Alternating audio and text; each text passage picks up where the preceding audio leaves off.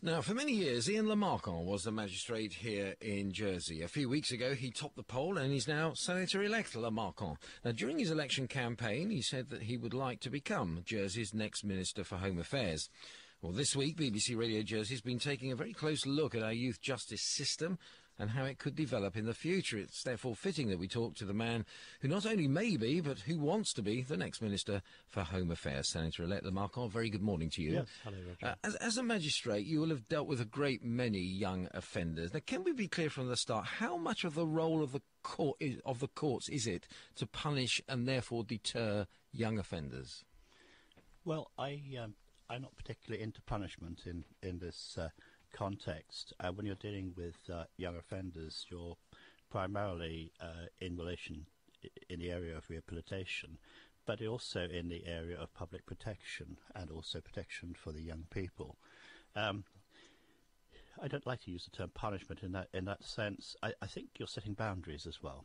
Sadly, some of the youngsters you're dealing with have never had proper boundaries set for them.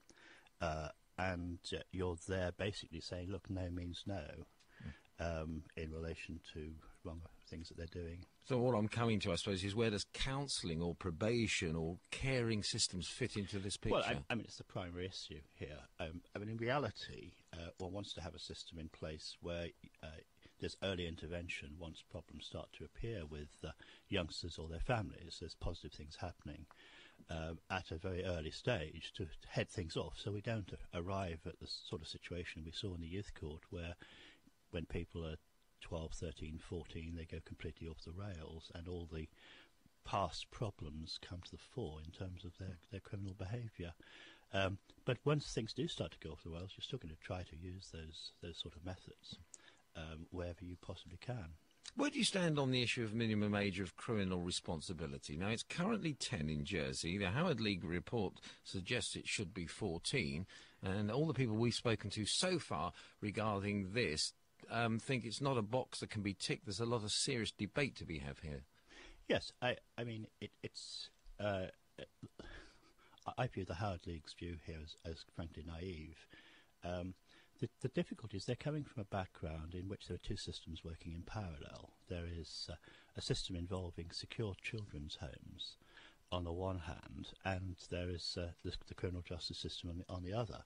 Now, in Jersey, we have no secure children's homes, and at the moment, we work primarily through the criminal justice system, although there are secure placement orders which also use greenfields. If you lower the age of criminal responsibility, then you slow down the process by which you can start to engage in a serious way with youngsters, because there's no power to arrest them, simply because they haven't done anything for which they can be arrested. And so what they're actually talking about is a very major upheaval of the Jersey system, switching over almost entirely to a civil type system from a criminal system. This is not a simple thing. This is a very complex thing. I personally don't see this is at all necessary. We have an anomaly in the law, don't we, here? Young people aged 10 and over can be remanded in custody.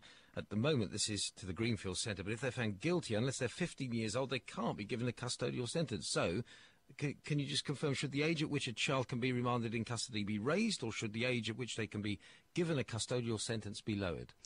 Well, my view for a very long time has been that the age at which they can be given a custodial sentence should be lowered, and should be lowered to 12, so that in the few exceptional cases of youngsters who repeat offend, the courts then ultimately have a power to place them at Greenfields for a period under a criminal sanction. At the moment, you see, the system is reliant upon the civil system, and that hasn't always worked very well. We've had youngsters who have been repeat. Now, you're on record, aren't you? 5 years ago, you wrote a really passionate letter to the then Minister of Home Affairs. You talk about very difficult hardcore of a relatively small amount of very difficult young people. Firstly, has that situation remained the same? Yes, it actually improved. And the statistics of numbers of youngsters in custody, which were annexed to the report of the Howard League people, show that.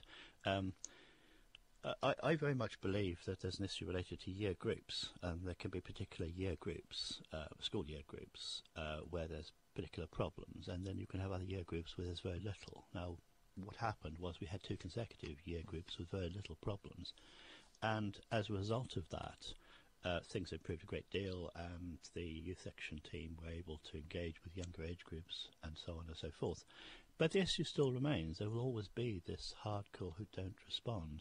So you asked in that same letter the strongest terms for the power to hand down custodial sentences to such young people, under the age of 15. Has your view changed at all? No. Absolutely not. I mean, in parallel with that, I have to say, just get the balance, Roger, has been that I'm also been passionately advocating the need to get 15 and 16-year-olds out of Lemoy and into Greenfields. Now, unfortunately, due to a variety of circumstances, some of them political indecision on behalf of the ministers in the area, changes of personnel, the crisis at Haute-la-Garenne, the complaints brought by Simon Bellwood, a plethora of extra reports, of which this is one, Mr. Williamson's is another. We've had complete indecision. There is a difficult nettle to be grasped here, and the difficult nettle to be grasped is at what age are people in Lemoy, and at what age are they in Greenfield? Yeah, because we're going to lock up hardcore persistent offenders. Should it be in the same